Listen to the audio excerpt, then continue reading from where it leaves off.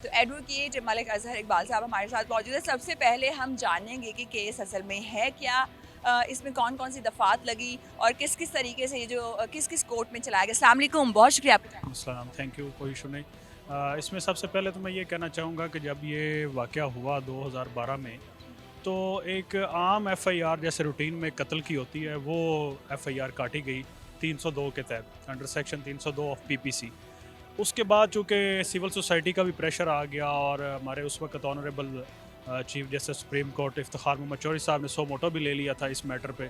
तो फिर जाके चूँकि प्रोसिक्यूशन को पता चला, पुलिस को पता चला कि मामला हाईलाइट हो गया है, क्योंकि रूटीन में ऐसे ही होता है ना कि हमारे पुलिस का निज़ाम भी ऐसे है कि जब तक वो मामला सही हाईलाइट ना हो जाए उसमें काम भी नहीं होता। तो फिर जाके इंसदाद दहशतगर्दी की दफ़ात जो है यानी कि 780A इसमें ऐड की गई और फिर मामला डेफ़िनेटली फिर दहशतगर्दी अदालत में जाना था। और असल वाक़या भी यही था कि एक रोड के ऊपर चलते एक आम मतलब बंदे को गाड़ी के अंदर यानी कि फायरिंग की गई रोड के ऊपर और उसको फायरिंग करके हलाक किया गया। एक सिर्फ क्या वडेरा निज़ाम चूँकि वहाँ पे है, एक जतोई ख़ानदान और तालपुर ख़ानदान जो कि वहाँ पे पूरा एक निज़ाम रखता है, अपना वडेरा सिस्टम रखता है। तो उसको एक वो नाफ़िज़ करना चाह रहे थे शायद, मैं तो ये उस सारे वाक़े में समझाऊँ कि वो उस बच्चे को नाहक कत्ल किया और ये डेफ़िनेटली वो एक रोड के ऊपर हो रहा था, खौफ व हिरास अवाम में फैला सिविल सोसाइटी में, तो दहशतगर्दी का मामला बनता था। तो फिर बाद में वो दहशतगर्दी की दफ़ात ऐड हुई, तो वो फिर इंसदाद दहशतगर्दी अदालत में मामला चला गया। अच्छा, मुझे थोड़ा-सा ये वाज़ेह करते चलें कि जैसे कि इंसदाद दहशतगर्दी अदालत में चला गया, तो वो जो बच्चा था जहाँज़ेब साहब जो थे, उनके वालिद भी डीएसपी थे, पुलिस में थे। तो पुलिस के जो अफ़सरान हैं उनके लिए अपने एफआईआर कटवाना इतना मुश्किल पाकिस्तान में हो चुका है, तो आम आदमी किधर जाए? आम आदमी की एफआईआर कौन काटे? बात दुरुस्त है, लेकिन बात ये है कि यहाँ पे जो सियासी ख़ानदान होते हैं या वडेरे ख़ानदान, वो पुलिस मुलाज़मीन से भी ज़्यादा मैं समझता हूँ कि वो ताकतवर होते हैं जी। अब देखें कि वो एक अनदर इशू 3 दिन बाद इस इतने बड़े साने की एफ़आईआर हुई। एक बच्चा जो है वो कत्ल हो रहा है रोड के ऊपर, सारी दुनिया ने देखा है और उसके बाद उसमें भी प्रॉपर दफ़ात नहीं लगाई गई, फिर दहशतगर्दी की दफ़ात बाद में ऐड हुई और फिर उसमें हुआ क्या, फिर बाद में उसको शो करने की कोशिश की गई कि ये माइनर है, ये जुवेनाइल कोर्ट में जाना चाहिए। उसके लिए जब वो फिर बेसिकली पहले ये दुबई भाग गया था, कुछ दोस्त इसके गिरफ्तार हो गए, फिर वो जब सो मोटो लिया ऑनरेबल सुप्रीम कोर्ट ने, तो वो उसको रेड वारंट के ज़रिए गिरफ़्तार किया गया और फिर वो जब गिरफ़्तार किया गया तो पाकिस्तान में जब आए तो उन्होंने फिर कहा जी एप्लीकेशन दे दी कि इसका ऑसिफिकेशन टेस्ट किया जाए, ये तो माइनर है। तो वहाँ पे आके जब मामला आया तो वो ऑनरेबल कोर्ट ने जो है वो भेज दी ऑसिफिकेशन टेस्ट के लिए, तो वहाँ पे जब रिपोर्ट आ गई कि वो कि जी वो माइनर नहीं है, तो वहाँ पे क्लियर होगी बात कि ये इसका ट्रायल जो है वो 780 है, इंसदाद दहशतगर्दी अदालत में ही चलना चाहिए। एट लीस्ट क्या हुआ कि वो सज़ा मतलब डेथ इम्प्रिजनमेंट उनको होगी 2 बंदों को और 2 को लाइफ हो गई। तो यहाँ पे आके मतलब ये सारी स्टोरी के बिहाइंड यही है कि जब तक कोई भी आम आदमी जो है उसके पीछे पाकिस्तानी पूरी आवाम की ताकत ना खड़ी हो जाए, उसको इंसाफ नहीं मिल सकता और ये हर केस में नहीं होता। इस तरह हज़ारों दुनिया है आपको बेचारी। लगता है पूरी आवाम के खड़े होने के बावजूद, सिविल सोसाइटी के एप्लीकेशंस देने के बावजूद इंसाफ मिल पाया? लेकिन इंसाफ मिलना या ना मिलना वो तो एक अनदर चैप्टर ना जी। ये तो एक मामला है ना जी, यहाँ पे हज़ारों मामलात ऐसे हैं कि जो कि अभी भी मौजूद हैं पाकिस्तान इंसाफ के मुहैया नहीं किया जा रहा है इसका अंदर। मतलब? ये वो क्या कहते हैं ना जी, मैं इसमें अक्सर ये कहता हूँ कि थोड़ा-सा मैं भी इस चीज़ में गिल्टी हूँ, समझ लें कि मैं भी इसी सोसाइटी का हिस्सा हूँ, इसी जुडिशल सिस्टम का हिस्सा हैं, हम लॉ ऑफ़िसर हैं।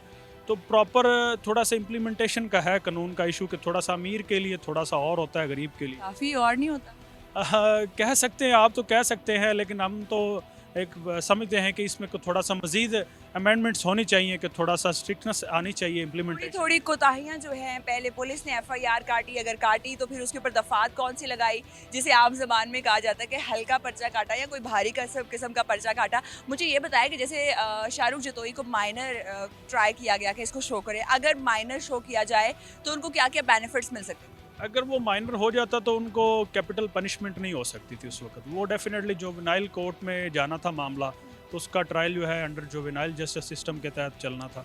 उसको कैपिटल फिर पनिशमेंट नहीं होनी थी, वो मामला वहाँ पे दब जाना था, समझ लो। तकरीबन कितनी सज़ा हो सकती थी मैक्स? उसमें कैपिटल मीन्स ये है कि उसको डेथ इम्प्रिजनमेंट नहीं हो सकती जुवेनाइल को, ठीक होगी बात। वो नहीं हो सकती, बाकी सज़ाएँ तो हो सकती हैं। हो सकती हैं।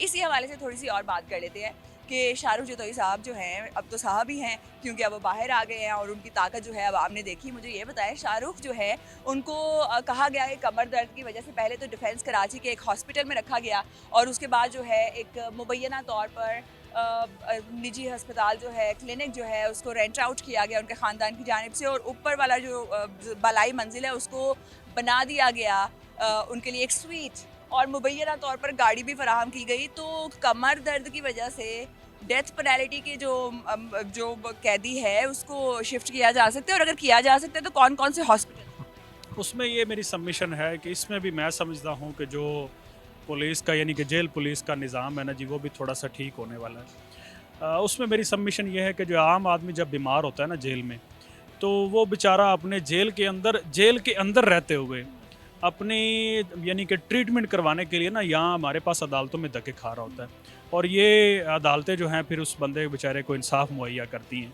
ठीक हो गया, उनके ऊपर फिर नहीं रिलायंस किया जा सकता। फिर वो यहाँ पे जेल से रिपोर्ट आती है डॉक्टर्स की कि ये बीमार है जी, फिर वो अदालत आलिया हुक्म करती है कि जी आप इनको जो है ना हॉस्पिटल में दाखिल करवाएं, ये ट्रीटमेंट करें।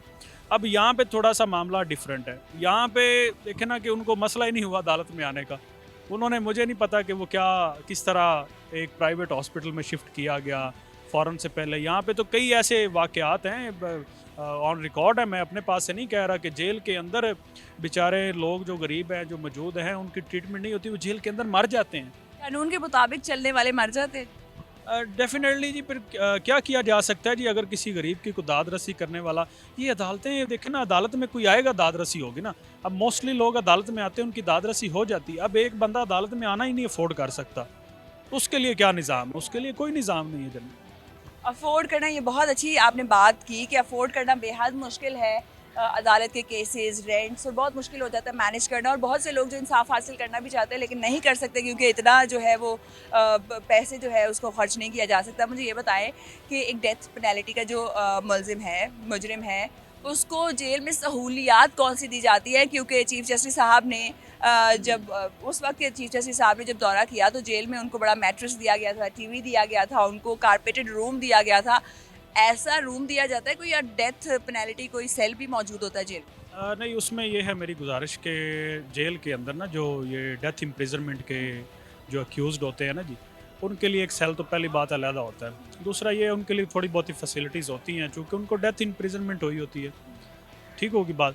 तो उसमें ये होता है ना कि जैसे उनके लवाहिकीन है उसको मतलब मिलने से रोका नहीं जाता, वो मिल लेते हैं आराम से। बाकी जो अक्यूज़ड होते हैं ना, जैसे ये चोरी के मुकदमात में, मतलब जेल के अंदर जाके मिल सकते हैं? हाँ, क्यों नहीं, वो एक सिस्टम है उनका मिलने का रखा हुआ। ये नहीं है कि पूरा जप्पियाँ डाल के मिलना, मतलब एक उनका सेटअप है, एक रूल एंड रेगुलेशन है। आम लोग मिलते वैसे ही मिल सकते हैं? हाँ, मतलब SOPs उनके बने हुए हैं वहाँ पे मुलाकात करने के ना, SOPs बने हुए हैं जेल के अंदर। तो वो जो जिसको डेथ पेनल्टी मतलब होती है ना, जिसको मतलब जैसे कहते हैं सजाए मौत हुई होती है उर्दू में जिसको कहते हैं, तो उस बंदे को उसके लवाहिकीन जो है ना आसानी से मिल सकते हैं, ये उसके लिए सहूलत होती है। और दूसरी बात रहेगी कि वो उसको जो बाकी फैसिलिटीज़ आप टीवी वगैरह वाली कह रही हैं, तो वो डेफिनेटली जेल के अंदर सेपरेट रूम, सेपरेट टीवी?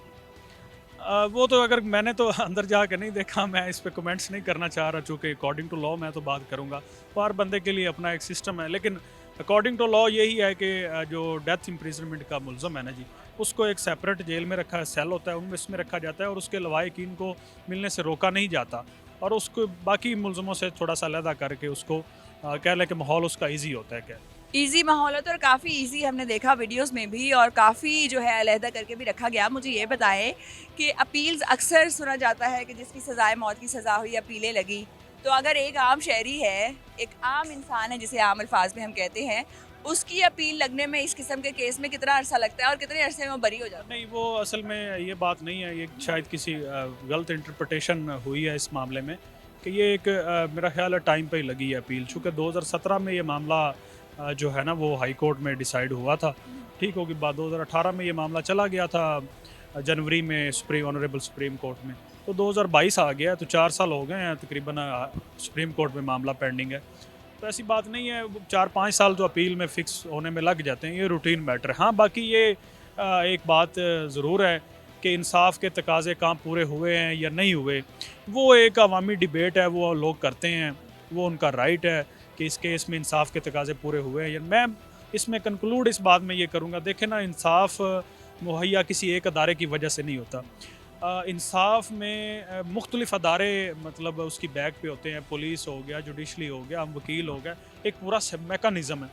अब कहीं से भी एक जगह से भी अगर मिस्टेक हो जाती है या अपना प्रॉपर एफर्ट नहीं होती उस मुलज़म को सज़ा दिलवाने के लिए, तो वो सुप्रीम कोर्ट तक तो फिर मामला वैसे ही हल्का हो जाता है जी। अदालत ये ने मैं समझता हूँ ये नीचे ही मामला सारा ख़राब हो चुका था, जैसे डिले हुआ, फिर वो प्रॉपर एफआईआर नहीं हुई, फिर दहशतगर्दी की दफ़ात लगी, तो मामला नीचे से ही दबाने की कोशिश की जा रही थी, नीचे वाले में। तो मैं समझता हूँ जो नीचे वाला एक सिस्टम है ना जी, उसको मजबूत करने की बहुत ज़रूरत है, क्योंकि उसकी वजह ये है कि ना नीचे अगर अच्छा ट्रायल हुआ होगा ना, इसमें मैं वैसे ये मैं भी यंग हूँ वैसे, लेकिन मैं सबमिशन ये करना चाहता हूँ कि यंग लॉयर्स के अंदर ये ज़रूर है कि मैं रिक्वेस्ट करूँगा, उनको सबमिशन भी करूँगा कि ट्रायल जो है ना, ट्रायल की वकालत जो है ना वो सीखनी चाहिए। और जो क्योंकि उसकी वजह ये है, ट्रायल में अगर मुलज़म के ख़िलाफ़ हम प्रॉपर अच्छे शवाहिद पेश कर दें और अच्छा केस अपना प्लीड कर लेना, तो वो ऑनरेबल सुप्रीम कोर्ट तक जाते जाते केस मजबूत ही रहता है। अब ये केस जो कि ट्रायल में ही कमज़ोर, स्टार्ट से प्रोसिक्यूशन से ही कमज़ोर था, तो इसमें क्या होना था? कुछ नहीं।